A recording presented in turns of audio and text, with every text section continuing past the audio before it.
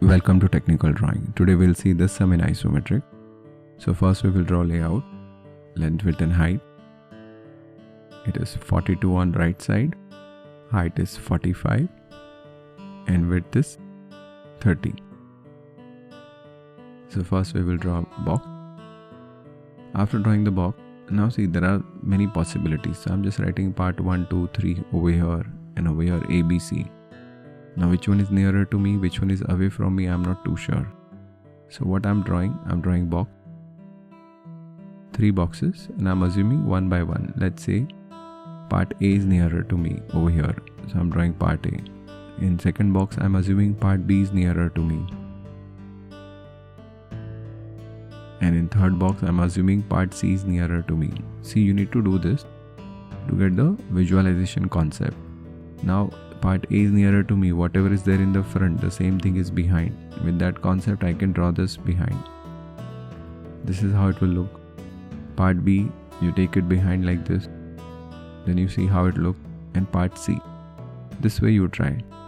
Now if you see, part A is corresponding to this part 1 and this is quite matching.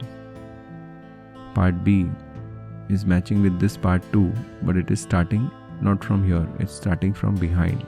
Slightly you need to go inside by 12 mm and then you need to draw this part B.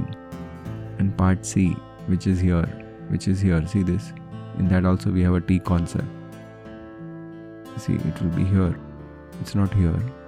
So it's very far. So first we need to draw part A, then part B, then part C. Part B and C are inside. So first I will mark part A. I'll take 8 mm, height 45 mm. Now remember, always draw assuming that it is through and through. Now we need to draw part 2. So how much? That is part B. How much I have to go inside? 12 mm.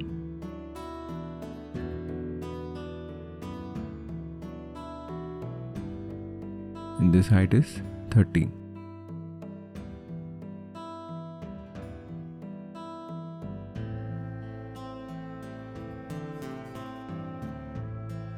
See, we are drawing that box.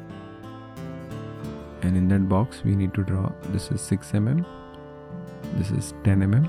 And we'll draw that L shape.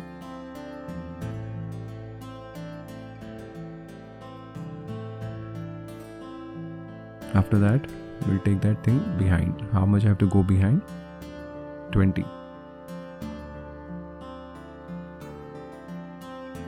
And then we have a L shape also over here.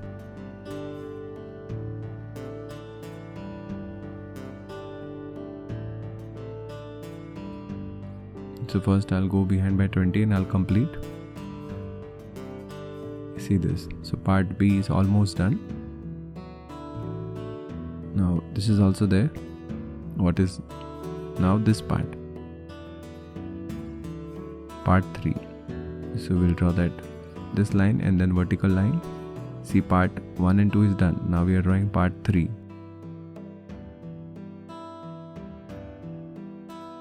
After that, see this, I'll take this line behind.